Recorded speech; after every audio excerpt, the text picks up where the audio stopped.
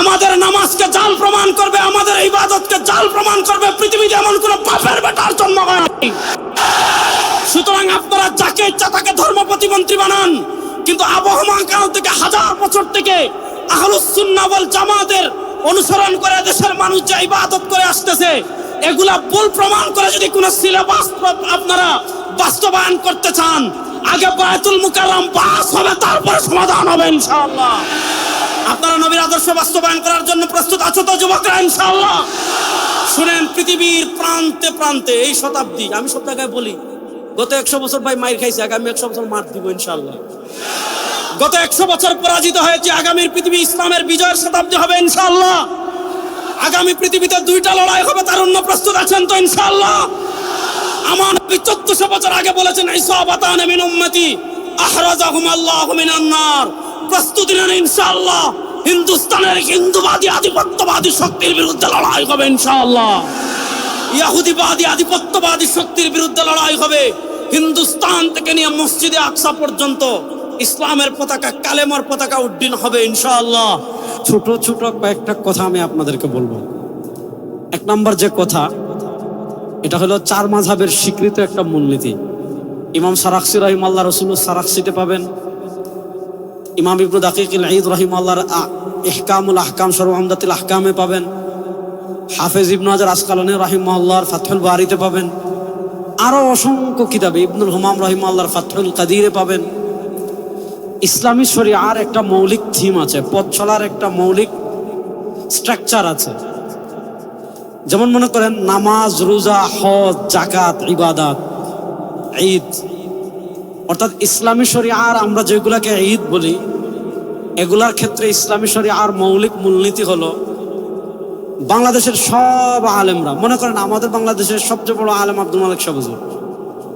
আব্দুল মালিক শাহ হুজুর বাংলাদেশের সব আলেমদেরকে নিয়ে যদি চান যে কোনো একটা দিনকে উনি ঈদ বানাই ফেলবেন, আব্দুল মালিক সাহেব কেন, পৃথিবীর কোনো আলেমের এই অধিকার নাই যে সব আলেমরা মিলে চাইলেই কোন একদিনকে ঈদ বানিয়ে ফেলবেন। এই অথরিটি ইসলামী শরিয়া কোনো আলেমদেরকে দেওয়া দূরের কথা, সাহাবা ইকরামের এই অধিকার নেই। কেন নাই?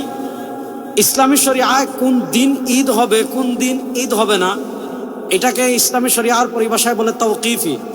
অর্থাৎ কোনটা ইবাদত হবে, কোনটা না, কোন সময় নামাজ পড়বেন, কখন না, কখন রোজা রাখবেন, কখন না, কোন দিন ঈদ পালন করবেন, কোন দিন না, এই বিষয়টার সম্পর্ক কিয়াসের সাথে না, এই বিষয়টার সম্পর্ক ইজতিহাদের সাথে না, এই বিষয়টার সম্পর্ক রায়ের সাথে না, বরং এই বিষয়টা হলো তাওকিফি। এটা আল্লাহর পক্ষ থেকে আসবে ফেরেশতাদের মাধ্যমে রাসূলুল্লাহ ইসলামের কাছে, আর রাসূলুল্লাহ সাল্লাল্লাহু আলাইহি ওয়াসাল্লামের পক্ষ থেকে আসবে উম্মার কাছে। এজন্য আবেগ দিয়ে, যুক্তি দিয়ে, ভালোবাসার নামে কোনো দিনকে ঈদ বানানোর অধিকার ইসলামী শরিয়ায় নাই। এজন্য ইমাম ইবনু দাকিকুল ঈদ রাহিমাহুল্লাহ উনি ইন্তেকাল করেছেন 702 হিজরিতে। ইমাম ইবনু দাকিকুল ঈদ রাহিমাহুল্লাহ তার ইহকামুল আহকাম শরহ উমদাতুল আহকামের 2 নম্বর খণ্ডের 210 নম্বর পৃষ্ঠায় লিখেছেন, কি লিখেছেন? রাসূলুল্লাহ সাল্লাল্লাহু আলাইহি ওয়াসাল্লাম থেকে যেই দিনগুলো ঈদ হয়েছে, এর বাহিরে একটা দিনকে ঈদ হিসাবে ইবনু দাকিকুল ঈদ রাহিমাহুল্লাহ দেখিয়েছেন। সেটা হলো কি? জিলহজ মাসের 18 তারিখ। সেই দিন কাদের ঈদ? ইবনু দাকিকুল ঈদ রাহিমাহুল্লাহ বলেছেন রাফিজিদের ঈদ। সেই ঈদের নাম কি? ঈদে গাদির। আমাদের বাংলাদেশে দেখবেন এই বছর 18 জিলহজ বিশাল আনুষ্ঠানিকতা করে একটা ঈদ পালন করা হয়েছে, যে ঈদের নাম হলো ঈদে গাদির। এরকম রাসূলুল্লাহ সাল্লাল্লাহু আলাইহি ওয়াসাল্লামের আমাদেরকে যে কয়েকটা দিন ঈদ বানিয়ে গিয়েছিলেন, এর বাহিরে প্রথম শিয়া রাফিদিরা হযরত আলী রাদিয়াল্লাহু তাআলার মুহাব্বতের নামে একটা ঈদ বানিয়ে ফেলেছিল, যে ঈদের নাম হলো ঈদে গাদির। এরকম এটা ইবনু দাকিকুল ঈদ রাহিমাহুল্লাহ তার ইহকামুল আহকামে লিখেছেন। এরপরে আবার আরেকটা ঈদ অনেক বছর পরে হয়েছে, 12 রবিউল আউয়াল, যে ঈদের নাম হলো ঈদে মিলাদুন নবী। আমি আপনাদেরকে শুধু 2টা কথা বলি। ইমাম ইবনু রজব হাম্বলী রাহিমাহুল্লাহ 795 হিজরিতে ইন্তেকাল করেছেন। তার লিখিত লাতাইফুল মাআরিফ ফিমা লিমাওয়াসিমিল আম মিনাল ওয়াযাইফ এই কিতাবে পাবেন। মুসান্নাফে আব্দুর রাজ্জাক থেকে হাদিস এনেছেন। ইমাম আব্দুর রাজ্জাক আস-সানানী রাহিমাহুল্লাহ, যিনি 210 হিজরিতে ইন্তেকাল করেছেন, তিনি তার মুসান্নাফে আব্দুর রাজ্জাকের কিতাবুস সিয়ামের বাবু আশহুরুল হুরুম তাউস থেকে মুরসাল সূত্রে হাদিস এনেছেন। আর তাউসের মুরসাল গ্রহণযোগ্য, এটা সারা দুনিয়ার উলামা ইকরাম ঐক্যমত। আল্লাহ রাসূল সাল্লাল্লাহু আলাইহি ওয়াসাল্লাম স্পষ্ট ভাষায় বলেছেন, লা তাত্তাখিযু শাহরান ঈদা ওয়া লা তাত্তাখিযু ইয়াওমান ঈদা। একদম সহিহ হাদিস। আল্লাহ রাসূল সাল্লাল্লাহু আলাইহি ওয়াসাল্লাম তার উম্মতকে সতর্ক করেছেন যে আমি তোমাদেরকে যে কয়েকটা দিন ঈদ দিয়েছি, আমি তোমাদেরকে বাৎসরিক ঈদ দিয়েছি ঈদুল ফিতর, আমি তোমাদেরকে বাৎসরিক ঈদ দিয়েছি ঈদুল আজহা, আমি তোমাদেরকে সাপ্তাহিক ঈদ দিয়েছি জুমার দিন, আমি তোমাদেরকে যে সকল দিন ঈদ দিয়েছি, অর্থাৎ শারঈ রাসূলুল্লাহ সাল্লাল্লাহু আলাইহি ওয়াসাল্লাম থেকে যে কয়েকটা দিন ঈদ এসেছে, এরপরে কোন দিনকে আমরা ঈদ বানাতে পারবো কিনা, কোন ফকির ঈদ বানাতে পারবে কিনা, মুজতাহিদরা ঈদ বানাতে পারবে কিনা, উলামায়ে কেরাম ঈদ বানাতে পারবে কিনা, রাষ্ট্র চাইলে ঈদ বানাতে পারবে কিনা, আল্লাহ রাসূল সাল্লাল্লাহু আলাইহি ওয়াসাল্লাম স্পষ্ট নিষেধ করেছেন। কি নিষেধ করেছেন? তিনি বলেন, আমার উম্মাহ শুনো, লা তাত্তাখিযু শাহরান ঈদা ওয়া লা তাত্তাখিযু ইয়াওমান ঈদা। আল্লাহ রাসূল সাল্লাল্লাহু আলাইহি ওয়াসাল্লাম বলেন, আমি যে কয়েকটা দিন ঈদ দিয়েছি এর বাহিরে লা তাত্তাখিযু ইয়াওমান ঈদা, নিজেদের পক্ষ থেকে কোন দিনকে ঈদ বানায়ো। এজন্য ইমাম ইবনে রাজব হাম্বলী রাহিমাহুল্লাহ তাআলা লাতাইফুল মাআরিফে লিখেছেন, বুখারী শরীফের একটা বিখ্যাত ব্যাখ্যা গ্রন্থের কথা আমরা জানি ফাতহুল বারী, যেটা ইবনে হাজার আসকালানী লিখেছেন। এছাড়া ফাতহুল বারী নামে আরেকটা বিখ্যাত ব্যাখ্যা গ্রন্থ আছে, যেটা ইবনে হাজার আসকালানী রাহিমাহুল্লাহর আগে ইমাম ইবনে রাজব হাম্বলী রাহিমাহুল্লাহ লিখেছেন। ইমাম ইবনে রাজব হাম্বলী রাহিমাহুল্লাহ তাআলা লাতাইফুল মাআরিফে লিখেছেন, ইমাম ইবনে রাজব হাম্বলী রাহিমাহুল্লাহ তাআলা ফাতহুল বারীতে লিখেছেন, রাসূলুল্লাহ সাল্লাল্লাহু আলাইহি ওয়াসাল্লাম যে কয়েকটা দিনকে ঈদ বানিয়েছেন, ওয়ামা আদা যালিকা ফাত্তিখাযুহু মাওসিমান ওয়া ঈদান বিদআতুন লা আসলাহু ফিশ শরিয়া। রাসূল করিম সাল্লাল্লাহু আলাইহি ওয়াসাল্লাম যে কয়েকটা দিনকে ঈদ বানিয়েছেন, এর বাইরে কোন দিনকে ঈদ বানানো বিদআ, লা আসলাহু ফিশ শরিয়া, ইসলামী শরিয়ায় এটার কোনো ভিত্তি নাই। এবার আপনাদের কাছে আমি জানতে চাই, রাসূলুল্লাহ সাল্লাল্লাহু আলাইহি ওয়াসাল্লামের যুগে 12ই রবিউল আউয়াল কোন ঈদ ছিল? বড় আস্তে বলেন, 12ই রবিউল আউয়াল কোন ঈদ ছিল? সাহাবায়ে কেরামের যুগে 12ই রবিউল আউয়াল কোন ঈদ ছিল? তাবেঈদের যুগে 12ই রবিউল আউয়াল কোন ঈদ ছিল? এটা আপনি ইমাম ইবনে কাসির রাহিমাহুল্লাহ লিখেছেন, আরো অনেক ইমামগণ লিখেছেন। এটা ইরবিলের বাদশা মুজাফফরউদ্দিন শুরু করেছেন, আমি সেই দিকে যাচ্ছি না। এবার বুঝেন, রাসূলুল্লাহ সাল্লাল্লাহু আলাইহি ওয়াসাল্লাম রবিউল আউয়ালে জন্মগ্রহণ করেছেন, রাসূলুল্লাহ সাল্লাল্লাহু আলাইহি ওয়াসাল্লাম পৃথিবীতে এসেছেন। আমরা খুশি না বেজার? জোরে বলেন, আমরা খুশি না বেজার? রাসূলুল্লাহ সাল্লাল্লাহু আলাইহি ওয়াসাল্লাম পৃথিবীতে আসছেন, আমরা খুশি না বেজার? দেখি আমরা কারা কারা খুশি, একটু হাত তুলি তো। রাসূলুল্লাহ সাল্লামের আগমনে আমরা খুশি না বেজার? রাসূলুল্লাহ সাল্লাল্লাহু আলাইহি ওয়াসাল্লামের আগমন, এটাকে বলে মিলাদুন নবী। আমাদের দেশে একদল মানুষ আছে, বলবে যারা মিলাদুন নবী মানে না তারা কাফের। আরে মিলাদুন নবী মানে রাসূলুল্লাহ সাল্লামের জন্ম, রাসূলুল্লাহ সাল্লাম জন্মগ্রহণ করেছেন, এ কথা কি পৃথিবীর কেউ অস্বীকার করে? আরে ভাই, রাসূলুল্লাহ সাল্লাম জন্মগ্রহণ না করলে আপনি তার উম্মাহ হলেন কেমনে? রাসূলুল্লাহ সাল্লাম জন্মগ্রহণ না করলে আপনি শরিয়া পেলেন কেমনে? রাসূলুল্লাহ সাল্লাম জন্মগ্রহণ না করলে আপনি দ্বীন পেলেন কেমনে? তো মিলাদুন নবী মানে রাসূলুল্লাহ সাল্লাল্লাহু আলাইহি ওয়াসাল্লামের জন্ম। আল্লাহ রাসূল সাল্লাল্লাহু আলাইহি ওয়াসাল্লাম জন্মগ্রহণ করেছেন, তার উসিলায় দ্বীন পেয়েছি, তার উসিলায় শরিয়া পেয়েছি, তার উসিলায় জান্নাতের সন্ধান পেয়েছি, তার উসিলায় আলো পেয়েছি, তার উসিলায় শ্রেষ্ঠ উম্মাহ হয়েছি, তার উসিলায় সবচেয়ে মর্যাদাবান উম্মাহ হয়েছি। সুতরাং যার কারণে আমরা শ্রেষ্ঠ উম্মাহ হয়েছি, যার কারণে দ্বীন পেলাম, কোরআন পেলাম, হাদিস পেলাম, শরিয়া পেলাম, তার আগমনে আমরা খুশি না বেজার? জোরে বলেন, খুশি না বেজার? এবার বলেন, রাসূলুল্লাহ সাল্লাল্লাহু আলাইহি ওয়াসাল্লাম পৃথিবীতে আগমন করেছেন, আমরা খুশি। সেই খুশি আমরা প্রকাশ করতে চাই কি চাই না? চাই। বলেন, সেই খুশি আমরা প্রকাশ করতে চাই কি চাই না? চাই। এবার আমরা বলি রাসূলুল্লাহ সাল্লাল্লাহু আলাইহি ওয়াসাল্লামের আগমনে আমরাও খুশি, রাসূলুল্লাহ সাল্লাল্লাহু আলাইহি ওয়াসাল্লামের জন্মের খুশি আমরা প্রকাশ করতে চাই। এবার প্রশ্ন হলো, রাসূলুল্লাহ সাল্লাল্লাহু আলাইহি ওয়াসাল্লামের জন্মের খুশি আমরা কিভাবে প্রকাশ করব? উত্তর হলো, রাসূলুল্লাহ সাল্লাল্লাহু আলাইহি ওয়াসাল্লামের জন্মের খুশি আমরা প্রকাশ করতে চাই ওইভাবে যেইভাবে করেছেন রাসূল সাল্লাল্লাহু আলাইহি ওয়াসাল্লাম, যেইভাবে করেছেন সাহাবায়ে কেরাম। এবার প্রশ্ন হলো, রাসূল করিম সাল্লাল্লাহু আলাইহি ওয়াসাল্লাম তার জন্মের খুশি কিভাবে প্রকাশ করেছেন? এটা জানার জন্য পৃথিবীর এত দূরে যাবার দরকার নাই। আপনি সহিহ মুসলিমে যান, সহিহ মুসলিমের কিতাবুস সিয়াম অধ্যায়ে ইমাম মুসলিম রাহিমাহুল্লাহ হাদিস এনেছেন, হযরত আবু কাতাদা আনসারী রাদিয়াল্লাহু তাআলা থেকে বর্ণিত হাদিস, সুইলা আন সিয়াম ইয়াউমিল ইসনাইন। আল্লাহ রাসূল সাল্লাল্লাহু আলাইহি ওয়াসাল্লাম সপ্তাহে প্রত্যেক সোমবারে রোজা রাখতেন। আবু কাতাদা আনসারী বলেন, রাসূলুল্লাহ সাল্লাল্লাহু আলাইহি ওয়াসাল্লামকে জিজ্ঞাসা করা হলো, আপনি প্রত্যেক সোমবারে কেন রোজা রাখেন? আল্লাহ রাসূল সাল্লাল্লাহু আলাইহি ওয়াসাল্লাম তিনটা কারণ বলেছেন। দুই কারণ পাওয়া যায় মুসলিম শরীফে, আরেক কারণ পাওয়া যায় শামাইলে তিরমিজিতে। কারণ নম্বর 1, আল্লাহ নবী বলেন ফিহি ওয়ালিদতু, আমি সোমবারে রোজা রাখার 1 নম্বর কারণ সোমবারে আমি জন্মগ্রহণ করেছি। আমি সোমবারে রোজা রাখার 2 নম্বর কারণ ফিহি উবাসু আলাইয়া, আমার উপর সোমবারে প্রথম ওহী আসছে। সোমবারে রোজা রাখার 3 নম্বর কারণ নবী বলেন সোমবারে বান্দার আমল আল্লাহর কাছে পেশ করা হয়। ইন্নী উহিব্বু আন উরাদা আমালি ওয়া আনা সাইম, সরকারে দু আলম বলেন আমি পছন্দ করি আমার আমলকে এমন অবস্থায় আল্লাহর কাছে পেশ করা হোক যে আমি রোজাদার। এবার দেখেন, একটা হলো জন্মবার আর একটা হলো জন্ম তারিখ। জন্মবার সপ্তাহে আসে একবার, জন্ম তারিখ বছরে আসবে একবার। আমাদের আপা 5 আগস্ট পলাইছেন, আচ্ছা তাহলে 5 আগস্ট বছরে আসে একবার। উনি পলাইছেন কিবারে? সম্ভবত রবিবারে। রবিবার আসে কিবার? সপ্তাহে একবার। মনে করেন আজকের এই মাহফিল, এটা কত তারিখ? 11 আগস্ট, 21 আগস্ট। 21 আগস্ট বছরে আসে একবার। বার হলো কি? শুক্রবার। বার আসে সপ্তাহে একবার। এবার একটা জিনিস খেয়াল করেন, আল্লাহ রাসূল সাল্লাল্লাহু আলাইহি ওয়াসাল্লাম তার জন্মের খুশি স্বরূপ কি করছেন? 1 নাম্বার, তিনি তার জন্মের শুকরিয়া আদায় করার জন্য তারিখ নির্ধারণ করেন নাই, তিনি তার জন্মের শুকরিয়া স্বরূপ নির্ধারণ করেছেন বারকে। বার আসে সপ্তাহে একবার, মাসে আসে কমসে কম 4 বার। 12 মাসে যদি 1 বছর হয়, 4 বার 48। আল্লাহ রাসূল সাল্লাল্লাহু আলাইহি ওয়াসাল্লাম তার জন্মের খুশি প্রকাশ করার জন্য তারিখ নির্ধারণ করেন নাই। কসম আল্লাহর, কসম আল্লাহর, কসম আল্লাহ, আল্লাহ রাসূল সাল্লাল্লাহু আলাইহি ওয়াসাল্লাম তার জন্মের শুকরিয়া আদায় স্বরূপ 12ই রবিউল আউয়াল কোন আমল করেছেন, সহিহ হাদিস দূরের কথা, কিয়ামত পর্যন্ত এটা জাল হাদিসে কেউ দেখাতে পারবে না, জাল হাদিসে দেখাতে পারবে না। আল্লাহ রাসূল সাল্লাল্লাহু আলাইহি ওয়াসাল্লাম তার জন্মের শুকরিয়া স্বরূপ কি করেছেন? তারিখ নির্ধারণ করেন নাই, সোমবারে রোজা রেখেছেন। এবার দেখেন আমাদের কাজ কি? ইতাআত রাসূল।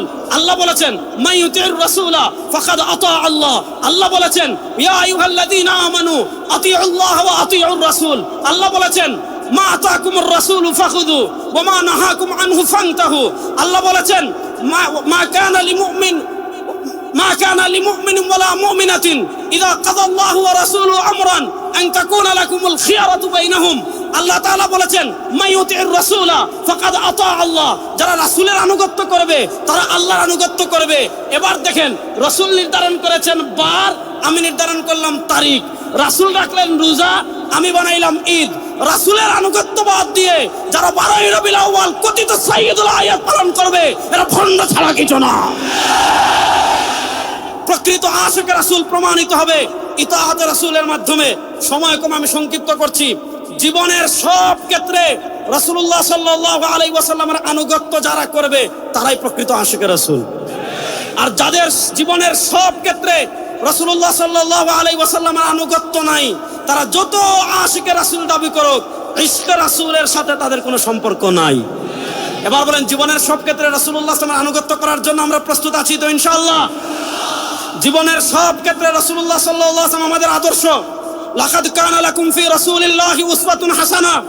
আল্লাহ তাআলা পবিত্র কোরআনে স্পষ্ট ভাষায় বলেছেন লাকাদ কানা লাকুম ফি রাসূলিল্লাহি উসওয়াতুন হাসানা, তোমাদের জন্য তোমাদের রাসূল হলেন সর্বোত্তম আদর্শ। রাসূলুল্লাহ সাল্লাল্লাহু আলাইহি ওয়াসাল্লামের আদর্শ আমরা আমাদের শরীরে মানব, আমরা আমাদের ঘরে মানব, আমরা আমাদের সমাজে মানব, আমরা আমাদের রাষ্ট্রে মানব, আমরা আমাদের বিচারে মানব, আমরা আমাদের সংসদে মানব। যারা জীবনের সব ক্ষেত্রে রাসূলের সুন্নাহ, রাসূলের ইসলাম বাস্তবায়নের চেষ্টা করবে তারাই প্রকৃত আশিক রাসূল, তারাই প্রকৃত নবীর ভালোবাসার দাবিদার। আমি শেষ আরেকটা কথা বলি শুনেন। 1947 সালে ব্রিটিশ বিদায় নিয়েছে। 2024 সালে শেখ হাসিনা পালিয়েছিলেন।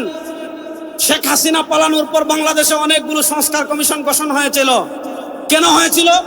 17 বছর তারা অবৈধভাবে ছিল।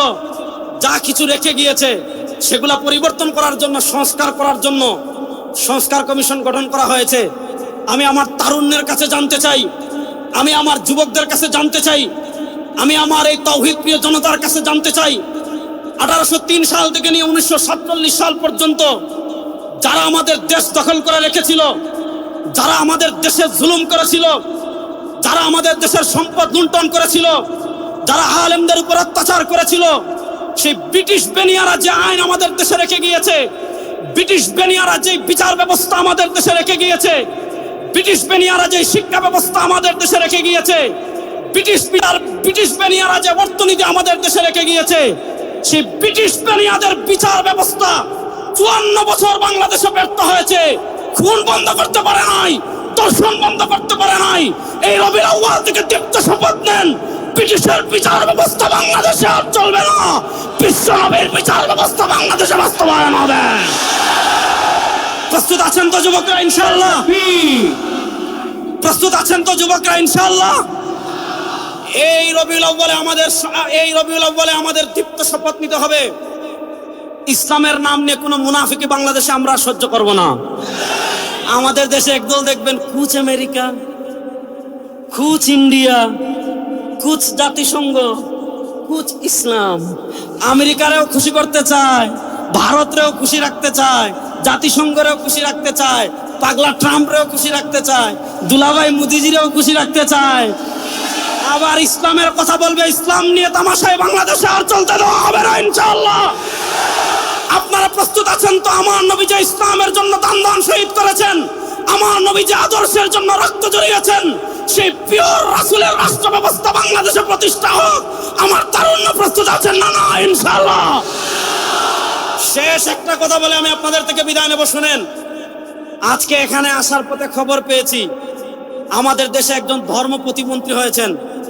সরকার যাকে ইচ্ছা তাকে ধর্ম প্রতিমন্ত্রী বানাক, আমাদের আপত্তি নাই, আমরা এটা নিয়ে আপত্তি করি না। কিন্তু শুনেন, এই বাংলাদেশের ম্যাক্সিমাম মানুষ, সংখ্যাগরিষ্ঠ মানুষ আহলুস সুন্নাহ ওয়াল জামাতের অনুসারী। বলেন, এই বাংলাদেশের সংখ্যাগরিষ্ঠ মানুষ কি আহলুস সুন্নাহ ওয়াল জামাতের অনুসারী? আমরা স্পষ্ট ভাষায় বলি, আপনারা যেই ক্ষমতায় যান, ইতিহাসের নামে মুআবিয়া রাদিয়াল্লাহু তাআলা সমালোচনা পাঠ্যপুস্তকে আনবেন, যে আঙ্গুল দিয়ে লিখবেন ওই আঙ্গুল ভাঙ্গা ফেলাবেন। ইতিহাসের নামে হযরত উসমান গনি রাদিয়াল্লাহু তাআলা সমালোচনা করবেন, সাহাবা ইকরামের সমালোচনা করবেন, ওই তামাশা বাংলাদেশে আর চলবে না। আপনারা ধর্মমন্ত্রী বানিয়েছেন, আমি ধর্মমন্ত্রী বানাচ্ছেন এটা নিয়ে সমালোচনা করছেন, তাকে ধর্মমন্ত্রী বানান, সমস্যা নাই। কিন্তু যদি আমাদের ইসলামিক ফাউন্ডেশনের কোনো বইয়ে অথবা আমাদের দেশে আবহমান কাল থেকে, হাজার বছর থেকে যে নামাজ চলে আসছে, যে ইবাদত চলে আসছে, যে দিন চলে আসছে, এগুলা যদি পরিবর্তন করার চেষ্টা করেন, মাননীয় প্রধানমন্ত্রী আপনার দৃষ্টি আকর্ষণ করছি, জাতীয় মসজিদে সবার আগে জাতীয়ভাবে বাহাস হবে ইনশাআল্লাহ। ওদিকে 100 জন থাকবেন, এক রেজাউল করিম আপনার যথেষ্ট ইনশাআল্লাহ। 100 জন আনবেন, এক রেজাউল করিম আপনার যথেষ্ট ইনশাআল্লাহ। ঘোষণা দিচ্ছি, আমাদের নামাজকে জাল প্রমাণ করবে, আমাদের ইবাদতকে জাল প্রমাণ করবে পৃথিবীতে এমন কোন বাপের বেটার জন্ম হয়নি। সুতরাং আপনারা যাকে ইচ্ছা তাকে ধর্ম প্রতিমন্ত্রী বানান, কিন্তু আবহমান কাল থেকে, হাজার বছর থেকে আহলুস সুন্নাহ ওয়াল জামাতের অনুসরণ করে দেশের মানুষ যে ইবাদত করে আসতেছে, এগুলা ভুল প্রমাণ করে যদি কোন সিলেবাস আপনারা বাস্তবায়ন করতে চান, আগে বায়তুল মুকাররম বাস হবে, তারপরে সমাধান হবে ইনশাআল্লাহ। আপনারা নবীর আদর্শ বাস্তবায়ন করার জন্য প্রস্তুত আছো তো যুবকরা ইনশাআল্লাহ? শুনেন, পৃথিবীর প্রান্তে প্রান্তে এই শতাব্দী, আমি সব জায়গায় বলি, গত 100 বছর ভাই মাইর খাইছে, আগামী 100 বছর মার দিব ইনশাআল্লাহ। গত 100 বছর পরাজিত হয়েছে, আগামীর পৃথিবী ইসলামের বিজয়ের শতাব্দী হবে ইনশাআল্লাহ। আগামী পৃথিবীতে 2টা লড়াই হবে, তারুণ্য প্রস্তুত আছেন তো ইনশাআল্লাহ? আমার নবী 1400 বছর আগে বলেছেন, ইসাবাতান মিন উম্মতি আহরাজাহুম আল্লাহু মিনান নার। প্রস্তুতি নেন ইনশাআল্লাহ। হিন্দুস্তানের হিন্দুবাদী আধিপত্যবাদী শক্তির বিরুদ্ধে লড়াই হবে ইনশাআল্লাহ। ইহুদিবাদী আধিপত্যবাদী শক্তির বিরুদ্ধে লড়াই হবে। হিন্দুস্তান থেকে নিয়ে মসজিদে আকসা পর্যন্ত ইসলামের পতাকা, কালেমার পতাকা উড্ডীন হবে ইনশাআল্লাহ। আল্লাহ তাআলা আমাদেরকে প্রকৃত ইসলাম মেনে চলার তৌফিক দান করেন।